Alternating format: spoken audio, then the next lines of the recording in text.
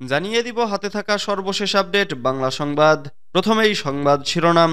নির্বাচনের তারিখ নিয়ে গড়িমসি স্বাভাবিক বিষয় নয় বলেছেন রিজভী। এরপর জানিয়ে দিব প্রশাসনকে দোষরমুক্ত না করলে দেশে গণতন্ত্র পূর্ণতা পাবে না। এদিকে সংস্কারের আলাপ যত দীর্ঘ হবে দেশ তত সংকটে পড়বে বলেছেন তারেক রহমান। আরও জানিয়ে দিব খালেদা জিয়াকে পাকিস্তানের প্রধানমন্ত্রীর চিঠি। সর্বশেষ জানিয়ে দিব পিয়ার পদ্ধতির নির্বাচনে সব দলের সংসদে যাওয়ার সুযোগ থাকে বলেছেন চরমোনাই পীর। এতক্ষণ শুনছিলেন সংবাদ শিরোনাম, এবারে বিস্তারিত। তবে অনুরোধ থাকবে ভিডিওটিতে একটি লাইক করবেন এবং কমেন্ট করে জানিয়ে দিবেন কোন জেলা থেকে আপনি আমাদের এই ভিডিওটি দেখছেন। নির্বাচনের তারিখ নিয়ে গড়িমসি স্বাভাবিক বিষয় নয় বলেছেন রিজভী। বিএনপির সিনিয়র যুগ্ম মহাসচিব অ্যাডভোকেট রুহুল কবির রিজভী বলেছেন, সংস্কার চলমান প্রক্রিয়া, প্রয়োজনীয় সংস্কারের কথা তো আমরা সবাই বলেছি, কিন্তু সংস্কারের কথা আপনারা বারবার উচ্চারণ করে গণতন্ত্রের পথকে আটকে রাখবেন, এটা মানুষ স্বাভাবিকভাবে গ্রহণ করবে না। একটি অবাধ ও সুষ্ঠু নির্বাচনের তারিখ ঘোষণা করতে এই যে গড়িমসি, আমাদের কাছে মনে হয় এটা কোনো স্বাভাবিক বিষয় নয়। জনগণকে অবশ্যই জানতে হবে নির্বাচন কবে হবে। রবিবার বিকেলে অমর একুশে বইমেলায় জিয়া স্মৃতি পাঠাগার ও জিয়া পরিষদের স্টলের উদ্বোধনী অনুষ্ঠানে প্রধান অতিথির বক্তব্যে তিনি এসব কথা বলেন। রুহুল কবির রিজভী বলেন, অনেকেই বলছেন যে নির্বাচনের জন্যই কি বিপ্লব হয়েছে? মানুষ 16 থেকে 17 বছর ভোট দিতে পারেনি, তারা নিজের চিন্তা অনুযায়ী সরকার পরিবর্তন করতে পারেনি। সুতরাং অবাধ ও সুষ্ঠু নির্বাচন এবং জনগণের ভোটকেন্দ্রে গিয়ে ভোট দিতে পারার যে অধিকার, সেই অধিকার হরণ করা হয়েছিল। এটা পুনঃপ্রতিষ্ঠা করা গণতন্ত্রের অন্যতম শর্ত। প্রশাসনকে দোষরমুক্ত না করলে দেশে গণতন্ত্র পূর্ণতা পাবে না। ঢাকা মহানগর দক্ষিণ বিএনপির যুগ্ম আহ্বায়ক আনমা সাইফুল ইসলাম বলেছেন, জুলাই বিপ্লবের মাধ্যমে ফ্যাসিস্ট আওয়ামী লীগ সরকার পালিয়ে গেলেও দেশ এখনও অরক্ষিত। যতদিন পর্যন্ত রাষ্ট্রের গুরুত্বপূর্ণ জায়গা থেকে পতিত স্বৈরশাসকের দোসরদের বিতাড়িত না করা যাবে, ততদিন আমরা কেউ নিরাপদ নই। তিনি বলেন, আমরা এখনো মিথ্যা রাজনৈতিক মামলা থেকে দায় মুক্তি পাচ্ছি না। আজও আদালতের বারান্দায় অনবরত হাজির হতে হচ্ছে। বিএনপির যেসব নেতাকর্মীর বাড়িঘর এবং ব্যবসা প্রতিষ্ঠান আওয়ামী লীগের ক্যাডাররা দখল করে রেখেছিল, তা এখনো তাদের দখলেই আছে। রোববার 2 ফেব্রুয়ারি সন্ধ্যায় ঢাকা মহানগর দক্ষিণের 51 নং বিএনপি ও অঙ্গ সংগঠনের আয়োজিত তামিরুল মিল্লাত মাদ্রাসা রোডে এলাকাবাসীর কথা শুনতে চাই এবং শীতার্থদের শীতবস্ত্র বিতরণ কর্মসূচিতে প্রধান অতিথির বক্তব্যে তিনি এসব কথা বলেন। সাইফুল বলেন, আজকে chairman, member, OC, SI, UNO, ADC এরা সবাই মিলে বিএনপির বিরুদ্ধে ষড়যন্ত্র করছে, আওয়ামী লীগের নেতাকর্মীদের পুনর্বাসন করার চেষ্টা করছে। তাই আমি সরকার প্রধানকে বলবো, আপনারাও কি এদের পুনর্বাসন করবেন, না সংস্কার করে সঠিক লেভেল ফিল্ড সৃষ্টি করবেন?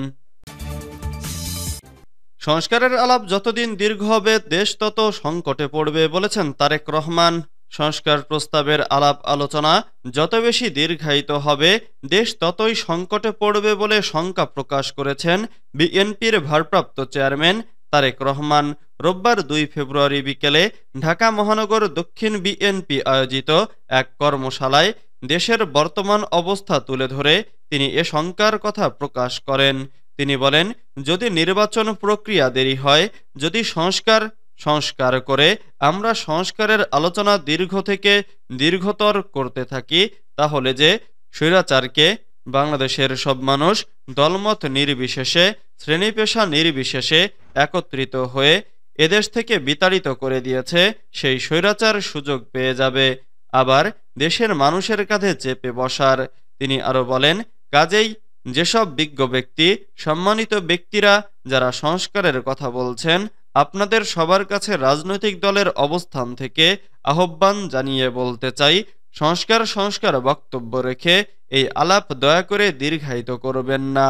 কারণ আপনারা সংস্কারের আলাপ যত দীর্ঘায়িত করবেন দেশ তত বেশি সংকটের মুখে পড়বে। আপনারা সংস্কার আলাপ যত দীর্ঘায়িত করবেন, দেশে তত ষড়যন্ত্রকারীরা ষড়যন্ত্র করার সুযোগ পাবে। খালেদা জিয়াকে পাকিস্তানের প্রধানমন্ত্রীর চিঠি।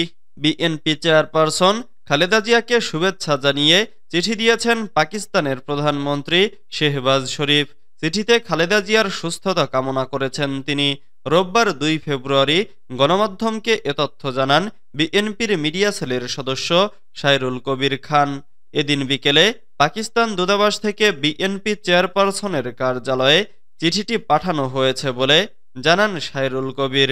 গত ৩১শে জানুয়ারি খালেদা জিয়াকে পাঠানো চিঠিতে শেহবাজ শরীফ লিখেছেন, আমি আপনার স্বাস্থ্য সমস্যা সম্পর্কে জানতে পেরে উদ্বিগ্ন। সুস্থতা কামনা করে তিনি লেখেন, আমি আপনার সুস্বাস্থ্য ও মঙ্গল কামনা করি। সর্বশক্তিমান আল্লাহ আপনাকে সব অসুস্থতা থেকে রক্ষা করুন এবং সুস্থতা দান করুন।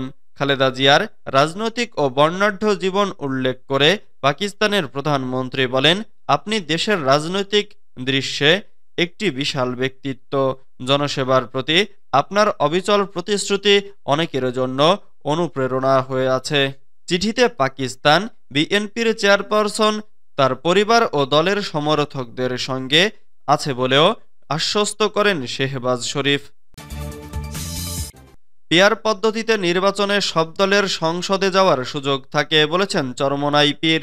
ইসলামী আন্দোলন বাংলাদেশের আমির পীর সাহেব চরমোনাই মাওলানা মুফতি সৈয়দ মোহাম্মদ রেজাউল করিম বলেছেন, দেশে প্রচলিত নির্বাচন পদ্ধতিতে ফ্যাসিস্ট সরকার তৈরি হওয়ার সুযোগ রয়েছে, আর পিআর পদ্ধতির নির্বাচনে সব দলের সংসদে যাওয়ার সুযোগ থাকে। তখন জাতীয় সরকার গঠন হবে, এদেশে একটি সুন্দর পরিবেশ তৈরি হবে।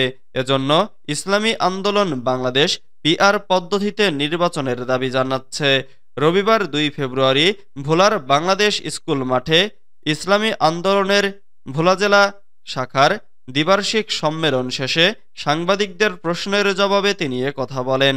রেজাউল করিম আরও বলেন, বিগত ১৫.৫ বছর যে ফ্যাসিস্ট সরকার দেশ পরিচালনা করেছিল, তাদের পরিচালনায় আমরা লক্ষ্য করেছি সর্বত্র দলীয়করণ এবং বিশেষ করে ব্যক্তিস্বার্থকে অগ্রাধিকার দিয়ে তারা বিভিন্ন জায়গায় লোডশেডিং করেছে।